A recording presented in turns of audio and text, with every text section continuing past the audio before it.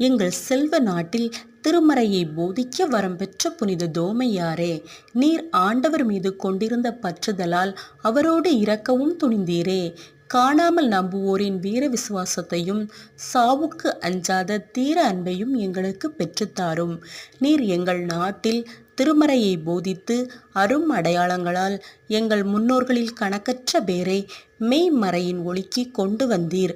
இன்னும் இந்த நாட்டில் எங்கள் சகோதரர்களில் எத்தனையோ கோடி பேர் இயேசுவை அறிந்து கொள்ளாமல் இருக்கிறார்கள். அவர்கள் எல்லோரும் மனம் திரும்பி இந்தியா முழுவதும் ஒரே மந்தையாய் கிறிஸ்துவின் அன்பரசில் வருவது எப்போது? விசுவாசத்தில் உறுதியடைந்த அப்போஸ்தலரே, எங்கள் அனைவரையும் விசுவாசத்திலும் பக்தி ஒழுக்கத்திலும் உறுதிப்படுத்தி எங்களில் துலங்கும் விசுவாசத்தையும் ஞான ஒளி எங்கும் பரவி இந்தியா முழுவதும் கிறிஸ்து கொண்டு வந்த விடுதலையையும் அமைதியையும் பெற்று அவருடைய அரசில் அணிவகுத்து நிற்கும்படியாக புனித தோமையார் வழியாக இறைவா உம்மை மன்றாடுகிறோம். ஆமேன்.